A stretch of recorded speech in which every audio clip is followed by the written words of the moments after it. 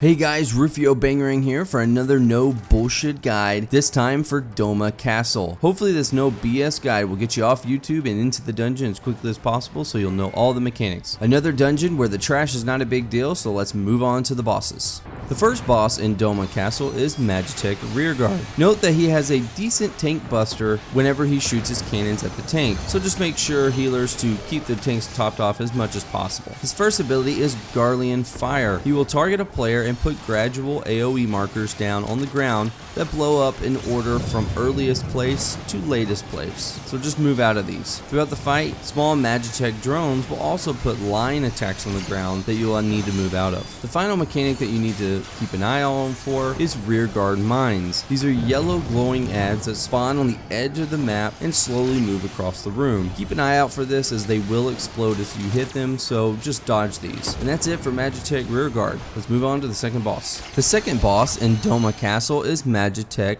Hexa. His first ability is Circle of Death. It's essentially an AoE around the boss, so move out. Throughout the fight, he will target a player to shoot missiles at. Just make sure to stack for this. His main mechanic that you have to watch out for is drones that drop lava-like lines on the ground. Once these lines are drawn, you cannot pass without bouncing from line to line. Your group should try to stay together in the same blocked area to help with stacking. Don't be by yourself if you can help it. Magitek missiles need to be soaked. The more players, the better to split the damage. This can be somewhat of an RNG fight due to the fact that you should be trying to stay in the same block so you can stack in case of missiles, but you might have Magitek missiles in another block as well. It's a very fun fight and kind of funny when you do hit the lava lines, but I wouldn't recommend it unless you're a tank. And that's it for the second boss. Let's move on to the final boss. The final boss of Doma Castle is Hyper Tune Yudinwa. His first ability is Chainsaw. Targets the tank and channels a damaging ability. Tanks just make sure to stay away from the front of the boss until the channel is complete. Boom targets a player and after a short time will explode for damage, so just don't stack on these players. Throughout the fight, he will target a player and use his machine gun. No need to run away from this as it doesn't do a ton of damage to the targeted player, but just make sure if you are that targeted player not to run it across your other party members. We Go Together